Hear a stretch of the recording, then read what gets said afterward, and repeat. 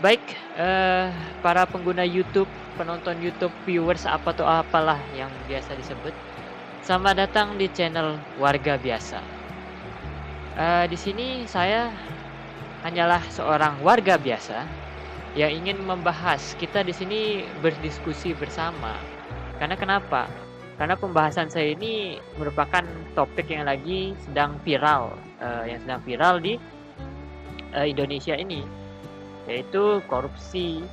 Kapan sih korupsi nggak pernah viral di Indonesia? Itu adalah sebuah hal yang benar-benar menanam banget di Indonesia ini. Pejabat ya kalau nggak yang lain ya pasti korupsi seperti itu. Dan yang terbaru adalah korupsi bansos atau bantuan sosial. Tapi saya tidak akan membahas soal itu karena banyak sekali channel-channel berita, channel-channel lain yang membahas soal kronologi kejadian dan berapa duit yang dihabiskan, melainkan saya membahas tentang korupsi itu sendiri. Pernahkah teman-teman di sini yang menonton berpikir kenapa Indonesia ini kok korupsinya itu benar-benar nggak ada habisnya gitu loh? Kayak dia selalu ada, selalu melekat, selalu ada di sini. Bagian dari hidup kita. Jawabannya itu memang ya korupsi itu adalah bagian dari kehidupan kita di Indonesia ini. Mari saya jelaskan. Korupsi itu di Indonesia itu kalau dibilang budaya itu adalah benar. Menurut saya ya. Ini kalian bisa komentar di bawah nanti, kita bisa saling-saling diskusi bersama. Kalau menurut saya korupsi di Indonesia itu merupakan hal yang wajar dan hal yang benar. Karena ada faktor di belakangnya, faktor sejarah dan faktor kebiasaan masyarakat. Kenapa saya bisa bilang begitu? Karena kita lihat saja. Kalau teman-teman berpikir, kapan sih Indonesia mulai korupsi seperti ini? Pasti pemikiran teman-teman langsung balik ke zaman Orde Baru. Zaman Bapak yang memimpin kita selama 32 tahun itu loh. Kalau ngomong beliau tiba-tiba hilang. Kebanyakan stigma masyarakat bahwa korupsi itu mulainya itu pada Bapak Soeharto menjabat dan kroni-kroninya, dan di sanalah mulai korupsi di Indonesia. Tapi bisa saya bilang bahwa korupsi di Indonesia itu lebih jauh dimulai sebelum itu. Jauh sebelum Orde Baru, jauh sebelum Orde Lama, dan jauh sebelum masa penjajahan Belanda, dan jauh sebelum VOC. Yang saya maksud zamannya itu adalah zaman kerajaan. Zaman kerajaan Sriwijaya, Majapahit, Kutai, dan lain-lain sebagainya. Zaman-zaman Indonesia masih kerajaan-kerajaan. Kenapa saya bilang begitu? Di zaman kerajaan, Indonesia itu terbagi menjadi sekian-sekian kerajaan-kerajaan. Kalian tahu ada kerajaan Sriwijaya, kerajaan Kutai, dan kerajaan-kerajaan lainnya yang benar-benar istilahnya bangkit dan memiliki masa emasnya, dan tiba-tiba jatuh, dan ada kerajaan lagi yang lain yang bangkit, jatuh. Pernahkah kalian berpikir kenapa kerajaan-kerajaan tersebut bisa bangkit, jaya, lalu jatuh? Jadi jawabannya itu ya korupsi. Karena kenapa? Karena pada zaman kerajaan pun korupsi itu terjadi. Korupsi itu dalam artian bukan berarti seperti sekarang yang dimana mengkorupsi bansos, karena zaman itu tidak ada bansos, tidak ada bantuan sosial. Korupsi itu terjadi kepada rakyat yang ingin jabatan di kerajaan, yang ingin menjadi adipati atau penguasa di kecil-kecilan di bawah sang raja. Jadi sistemnya adalah hampir mirip dengan sistem yang sekarang, yaitu pakai amplop atau salaman dengan amplop. Perbedaannya sana dilakukan terang-terangan seorang masyarakat memberikan sebuah namanya upeti atau hadiah kepada raja, dan meminta sepetuk tanah untuk dia agar bisa memerintah daerah tersebut. Jadi ada warganya, ada dia, Terus habis itu dia memungut pajak dari warganya itu, dan pajaknya itu sebagian diambil untuk dirinya dan sebagian dikasih ke kerajaan, ke raja, seperti itu. Itu yang terjadi terus-menerus. Dan yang terjadi adalah satu orang ini kadang-kadang yang memberi upeti ini ingin lebih daripada itu. Jadi dia mengambil banyak, pajaknya sedikit dikasih ke kerajaan, jadinya kerajaan itu tidak mempunyai uang dan runtuh kerajaan, muncul lagi kerajaan yang baru, sistemnya sama seperti itu. Terus begitu selama bertahun-tahun, mau rajanya berganti, mau dari Hindu Buddha sampai ke Islam, sistemnya tetap seperti itu, dari raja ke sultan, masih ada melakukan hal-hal seperti itu sebabnya mengapa banyak kerajaan yang bangkit dan banyak kerajaan yang turun, seperti itu. Dan di salah satunya pendorongnya adalah perang. Perang itu adalah keegoisan seorang penguasa untuk mendapatkan hal yang lebih pada zaman kerajaan itu.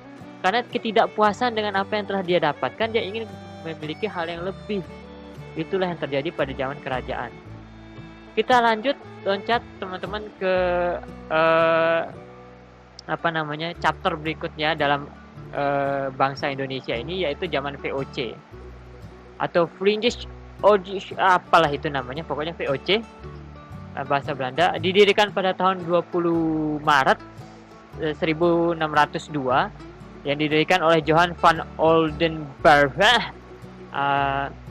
Nah, VOC ini berdiri untuk menghindari persaingan yang tidak sehat antara sesama pedagang Belanda. Jadi Belanda itu datang ke Indonesia berdagang, tapi pedagang Belanda ini melakukan persaingan satu dengan yang lainnya.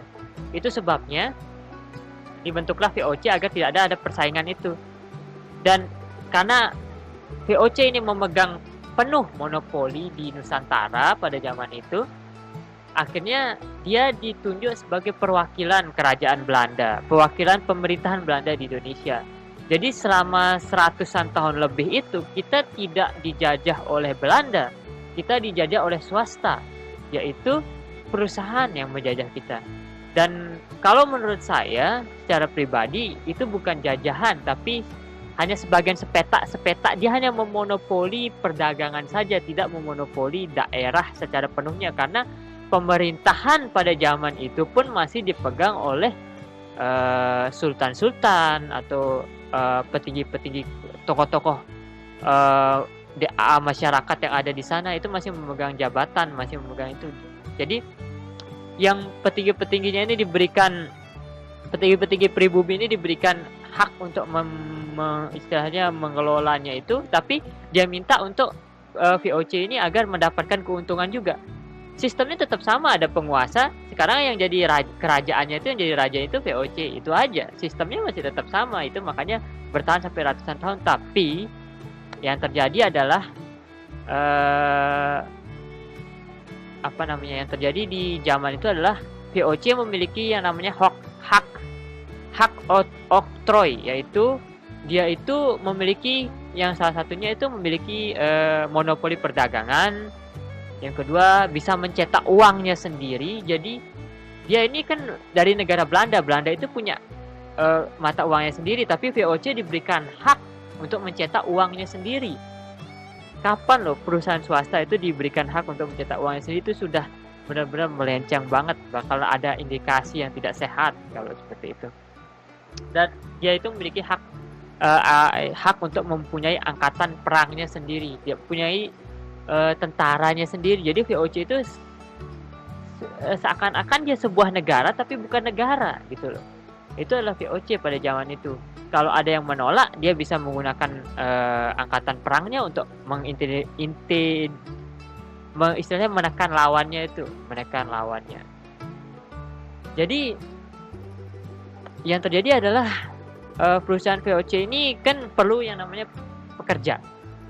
Dia perlu orang-orang untuk bekerja di sana. Orang-orang Belanda tidak bisa sepenuhnya mengambil seluruh pekerjaan yang ada di VOC. Jadi VOC ini mempekerjakan rakyat pribumi. Nah, inilah mulai timbulnya lagi evolusinya korupsi di Indonesia ini, mulai berevolusi. rakyat pribumi dijadikan karyawan, dan secara tidak langsung jiwa penjajah itu menular ke orang-orang Indonesia. Penjajah-penjajah itu yang ada di VOC itu tidak peduli dengan orang lain, dia hanya ingin memperkaya dirinya sendiri saja. Dan jiwa itu menular ke orang-orang Indonesia. Banyak di antaranya hanya ingin memperkaya dirinya sendiri. Dan itu mulai besar di sana, di VOC itu. Disinilah awal mula korupsi Indonesia berkembang biak besar. Kalau teman-teman bilang berkembang biaknya di zaman Orde Baru, itu salah. Disinilah mulainya berkembang biak besar korupsi itu menurut saya, dan mulai tertanamnya korupsi itu mulai tertanam sebagai budaya di Indonesia untuk membesarkan diri sendiri. Dan ironisnya adalah sistem korupsi inilah yang membuat VOC bangkrut dan diambil alih oleh pemerintahan kerajaan Belanda pada zamannya itu. VOC bangkrut. Kita lanjut lagi ke masa awal kemerdekaan Indonesia. Ternyata dari hasil penelitian yang sudah saya temukan dari Google dan beberapa video-video YouTube dan mencari fakta-fakta, ternyata di awal kemerdekaan Indonesia praktik ini pun tetap dilakukan. Awal kemerdekaan Indonesia ya. Salah satu contohnya adalah TKR, Tentara Keamanan Rakyat, yang sekarang TNI. Di awal perang kemerdekaan Indonesia, tidak sedikit dari laskar-laskar pejuang melakukan korupsi untuk mendanai pasukannya. Tapi korupsinya ini korupsinya untuk hal baik, yaitu memerdekakan Indonesia untuk mendanakan pasukannya. Ada juga tentara-tentara TKR yang memberikan title-nya jenderal seperti itu, dan jenderal itu justru tidak memperjuangkan kemerdekaan Indonesia, malah menindas rakyat-rakyat di sana. Seakan dia sebagai preman di sana. Itu tidak sedikit terjadi. Itu yang jarang diberitahu ke masyarakat Indonesia tentang perang kemerdekaan Indonesia. Karena pada zaman itu tentara itu dibebaskan. Siapa yang ingin melawan, ya ayo masuk TKR, dan siapa yang bisa mengumpulkan massa jadi bos di antara semuanya itu, memimpin itu, dia bisa memberikan pangkat sesuka-suka hatinya dia. Dia bisa menjadi jenderal, dia bisa menjadi marsekal Medan, dia bisa menjadi marsekal Medan, dia bisa menjadi pokoknya banyak misalnya petinggi-petinggi itu mengambil pangkat jenderal. Nah, setelah benar-benar pure Belanda mengakui kemerdekaan Indonesia pada tahun 1949 itu, kalau enggak 1949 konferensi meja bundar kalau nggak salah ya. Itu Belanda mengakui kemerdekaan Indonesia, dan akhirnya terjadi pembenaran, misalnya perombakan di sistem TNI. Jadi banyak TNI yang benar-benar akhirnya bagian itu yang mau benar-benar mau masuk TNI dididik, yang hanya muka-muka preman itu memutuskan untuk keluar dari TNI. Jadi seperti itu. Dari masa awal kemerdekaan memang ada korupsi di sana, tapi korupsinya itu untuk memerdekakan negara kita, untuk melawan Belanda, untuk melawan Inggris pada zaman itu. Dan kita lanjut lagi di masa pemerintahan Orde Lama, masa pemerintahannya Soekarno, atau sering kita sebut dengan masa pemerintahan demokrasi terpimpin. Ini saya agak percepat aja karena sebenarnya ada masa RIS, Republik Indonesia Serikat, tapi kita tidak akan bahas itu karena RIS itu cuma bertahan setahun, dan kebanyakan juga yang terjadi adalah di pemerintahannya Soekarno. Pada masa demokrasi terpimpin itu hampir sama seperti zaman VOC, pejabat-pejabat di pemerintah itu hanya peduli untuk memperkaya dirinya sendiri, tidak peduli dengan nasib orang lain. Kalau kalian lihat bahwa di zaman pemerintahannya Pak Soekarno juga rakyat itu tak semakmur yang kita anggap. Memang Indonesia dipandang hebat di mata dunia, tapi rakyatnya sendiri itu istilahnya tidak sebagus yang kita pikirkan pada zaman itu. Dan kita lanjut ke zaman Orde Baru. Nah, di sini teman-teman mungkin sudah pada tahu dan sudah pada mengerti di zaman Orde Baru ini terjadi apa. Yang terjadi adalah Soekarno digantikan oleh Soeharto, dan Soeharto di sana memulai zaman yang namanya Orde Baru. Di sana banyak kejadian korupsi. Istilahnya di Orde Baru ini korupsi itu menjadi terbuka. Di zaman Soekarno korupsi itu ada tapi tidak begitu terlihat atau tidak terlalu terbuka. Tapi kalau di zamannya Orde Baru ini sangat merajalela korupsi itu, yang namanya KKN, yang namanya main di belakang, lobby itu sangat berpengaruh dan sangat bisa dilakukan. Tidak seperti sekarang yang dimana ada istilahnya itu sudah mulai menutup hal-hal seperti itu, walaupun masih ada di sebagian bagian tapi sudah mulai menutup. Saya tidak akan menjelaskan sendiri bagaimana hal-hal apa yang saja yang terjadi di masa Orde Baru ini. Saya akan memutar sebuah perkataan ini dari Menteri Keuangan kita, Bu Sri Mulyani, Menteri Keuangan kita. Dia yang akan menjelaskan. Kita asal bangun waktu Pak Harto 30 tahun bangun banyak sekali, nggak ada pembukuannya. Sehingga banyak sekali republik itu kehilangan cukup banyak aset-aset strategis. Salah satu contoh yang barangkali Anda semua lihat adalah Kompleks Senayan Gelora Bung Karno. Istana negara kita yang Bapak Presiden Jokowi berkantor itu nggak ada title-nya. Nanti kalau tiba-tiba cucunya Dendels datang bilang ini punya saya, bisa. Waktu itu hampir semua kementerian lembaga punya barang-barang milik negara yang dikerjasamakan dengan swasta, menghasilkan penerimaan terus masuk duit pejabatnya, nggak masuk dalam laporan keuangan. Mulainya Republik Indonesia tadinya nggak punya neraca, jadi barang milik negara pun tidak diadministrasikan, tidak direkod. Kita asal bangun waktu Pak Harto 30 tahun bangun banyak sekali, nggak ada pembukuannya. Itu banyak sekali barang milik negara. Belum lagi kalau dulu tanah-tanah, kalau menterinya lagi seneng, oh saya kepengin jual tanah, saya jual tanah saja. Karena dulu nggak pernah ada pengadministrasian. Sehingga banyak sekali republik itu kehilangan cukup banyak aset-aset strategis. Salah satu contoh yang barangkali Anda semua lihat adalah Kompleks Senayan Gelora Bung Karno. Dulu Presiden Soekarno tuh membangun seluruh komplek itu sampai dengan Manggalawana Bakti TVRI sampai kepada Hotel Hilton, semuanya itu termasuk Hotel Mulia. Itu semuanya sampai ke Plaza Senayan, kalau Anda pergi ke Jakarta pasti pergi ke sana. Itu semuanya adalah semua komplek milik negara. Misalnya sudah dilihat sendiri kan bagaimana Ibu Menteri Keuangan kita menjelaskan bahwa di zamannya Soeharto itu membangun tapi tidak ada pembukuannya. Terus habis itu Istana Merdeka itu tidak ada pembukuannya juga. Itu bisa diklaim oleh cucunya Dendels, bisa datang untuk mengklaim Istana Merdeka itu tempat kerja presiden. Itu bisa diklaim. Dan kita berlanjut di masa reformasi sekarang, di masa reformasi kita. Kita mulai bertindak istilahnya di masa reformasi dengan lahirnya KPK, dengan kita mulai